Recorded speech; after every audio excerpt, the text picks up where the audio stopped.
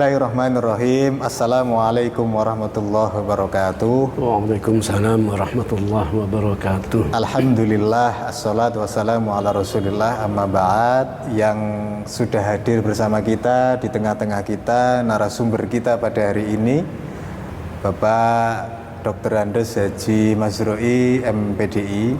Beliau ini adalah penyuluh agama Islam fungsional pada kantor Kementerian Agama Kabupaten Bojonegoro. Pemirsa channel Takmir Masjid Al-Ikhlas kantor Kementerian Agama Kabupaten Bojonegoro, kita bersyukur pada hari ini kita sudah melewati ibadah puasa untuk yang kesekian kali atau untuk kesekian harinya. Wabil khusus ketika Ramadan, ketika bulan puasa, kita diperintahkan atau salah satu amalan yang biasa kita lakukan dan kita laksanakan adalah melaksanakan ibadah sholat tarawih. Tentang tarawih atau tentang ibadah sholat tarawih akan kita bahas secara bersama-sama dengan narasumber kita, Bapak Haji Mazrui, MPDI. Pak Mazrui yang kami hormati, mungkin pertanyaan pertama adalah bagaimana atau sejarah historisnya dari perintah melaksanakan sholat tarawih. Mungkin bisa dijelaskan kepada kami bagaimana sejarahnya kita diperintahkan untuk melaksanakan ibadah tarawih ini, Pak Haji. Monggo. Assalamualaikum warahmatullahi wabarakatuh. Waalaikumsalam. Bismillah, alhamdulillah, amma ba'dah. Pemirsa yang kami hormati, kalau kita melihat dari sejarah mulai kapan sholat tarawih itu dilaksanakan, sebenarnya mulai dari zamannya Rasulullah itu sholat tarawih itu memang sudah dilakukan oleh Rasulullah, hanya memang tidak sebagaimana yang dilakukan oleh kebanyakan umat Islam pada saat sekarang. Karena apa? Kalau kita melihat sejarah awalnya, kenapa misalnya di malam hari, kalau di siang hari Rasulullah melaksanakan ibadah puasa Ramadan, kemudian di malam harinya melakukan sholatul lail, dan di antara sholat lail, sholat malam itu di antaranya adalah sholat tarawih. Cuman kemudian karena melihat maraknya dan semakin banyaknya umat Islam yang ikut serta dalam sholat tarawih itu, yang awalnya mulai dari biasa yang kita lakukan mulai dari pada saat sekarang ini 2 rakaat salam, 2 rakaat salam, demikian juga yang dilakukan oleh Rasulullah pada saat itu. Cuman kemudian tatkala semakin maraknya, semakin banyaknya umat Islam yang ikut serta dalam sholat tarawih itu, kemudian Rasulullah membatasi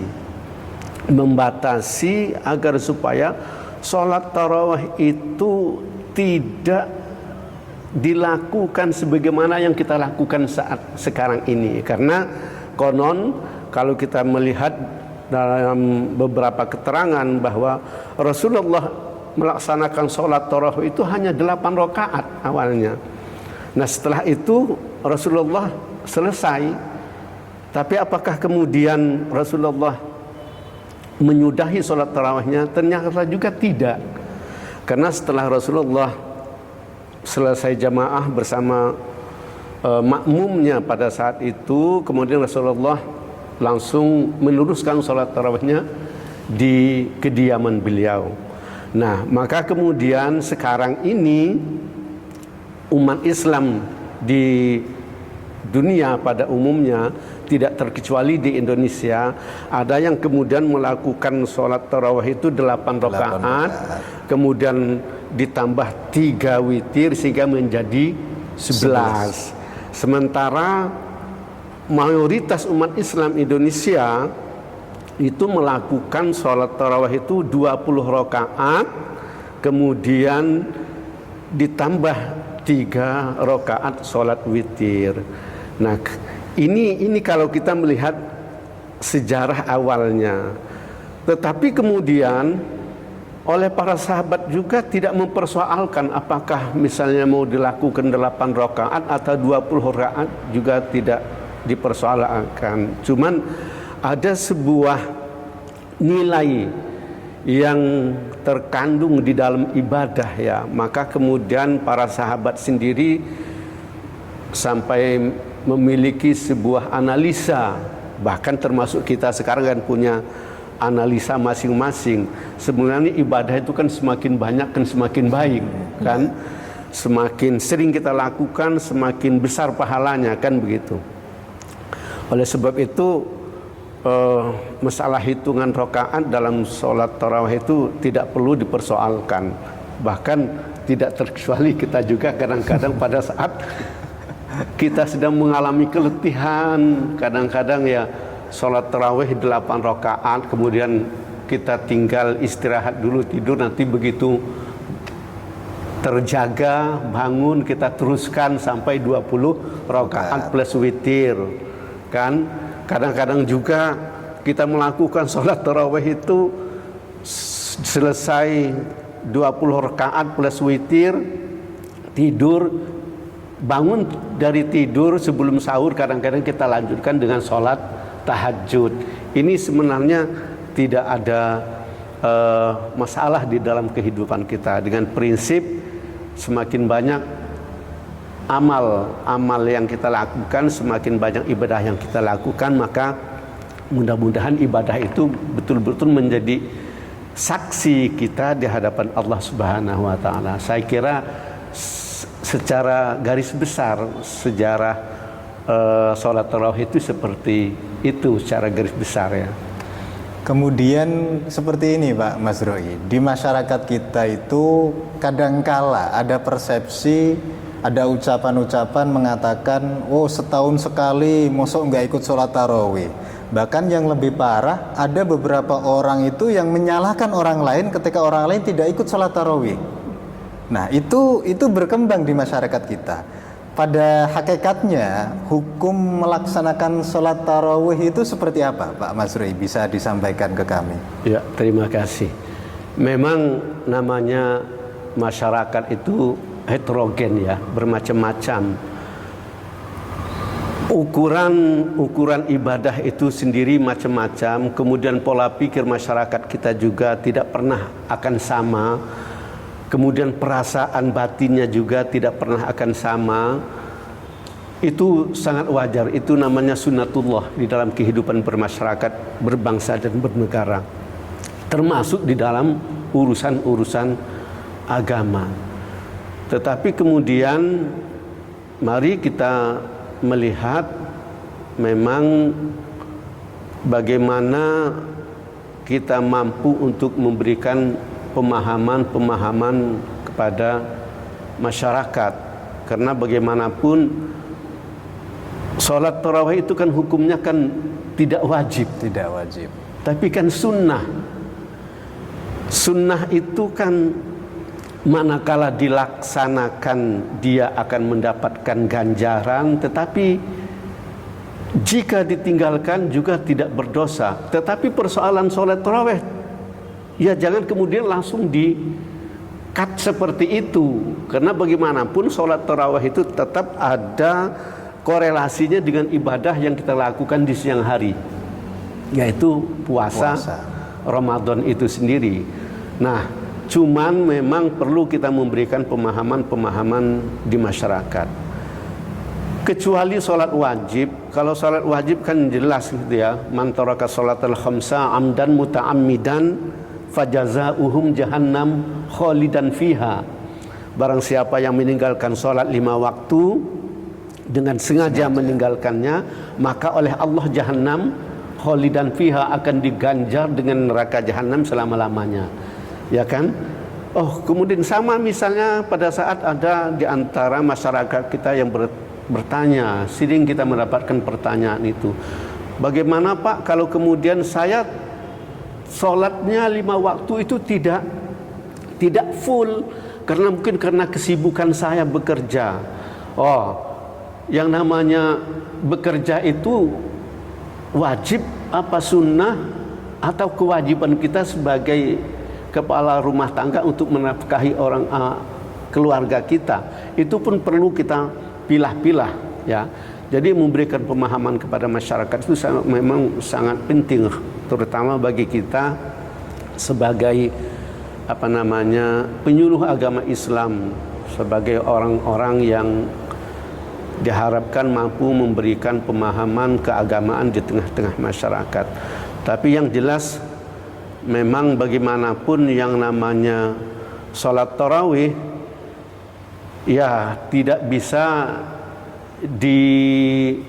secara letterlek dikatakan atau kita katakan orang yang tidak melakukan sholat tarawih kemudian neraka. Wah, itu terlalu ekstrim itu.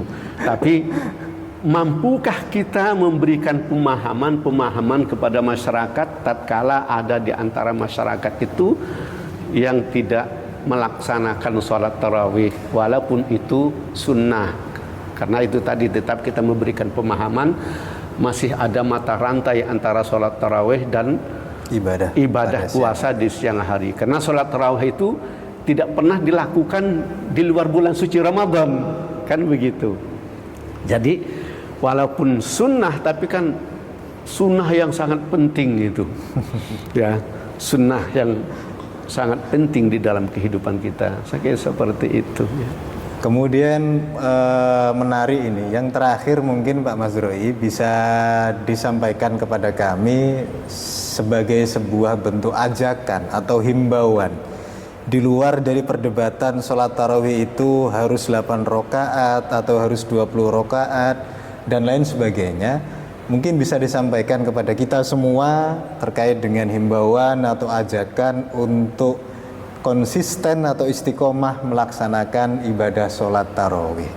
Monggo Pak Mazrui. Ya, terima kasih kepada seluruh kaum muslimin dan muslimat khususnya di kawasan Kabupaten Bojonegoro, agar supaya ibadah puasa Ramadan kita lebih sempurna, maka seyogyanya sholat tarawih itu memang jangan sampai kita anggap sepele.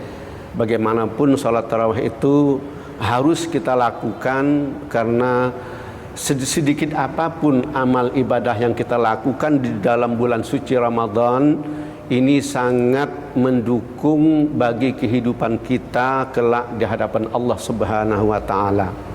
Oleh sebab itu, mari kita ramaikan, kita meriahkan, kita marakkan masjid-masjid, musalla, langgar di lingkungan kita masing-masing dengan sholat tarawih di malam hari seusai melaksanakan sholat isya.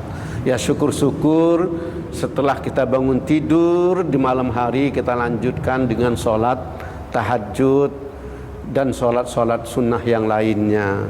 Karena bagaimanapun ibadah puasa Ramadan ini hanya terjadi 1 bulan selama 12 bulan dalam 1 tahun, dan sholat tarawih itu hanya bisa dilaksanakan pada saat bulan Ramadan di malam hari bulan suci Ramadan.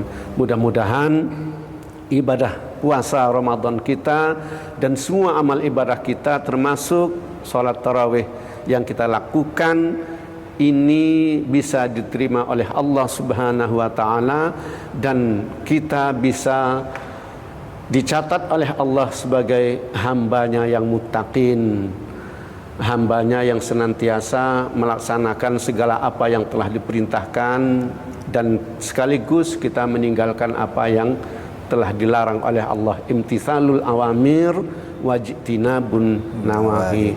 Demikian, mohon maaf atas segala kekurangnya. Wallahul muwaffiq ila aqwamit thoriq. Wassalamualaikum warahmatullahi wabarakatuh. Waalaikumsalam warahmatullahi wabarakatuh. Pemirsa media Masjid Al-Ikhlas, Kantor Kementerian Agama Kabupaten Bojonegoro, rahimakumullah. Demikian bincang singkat kita, tema yang menarik bagaimana kita mengulas dan mengupas tentang ibadah sholat tarawih. Dari narasumber kita pada hari ini, beliau Bapak Dr. Andes Haji Mazrui MPDI, diaturkan dan disampaikan terima kasih. Demikian dari kami, kurang lebihnya mohon maaf. Kita ketemu pada episode selanjutnya podcast Ramadan Media Masjid Al-Ikhlas Kantor Kementerian Agama Kabupaten Bojonegoro. Akhirul kalam, assalamualaikum warahmatullahi wabarakatuh.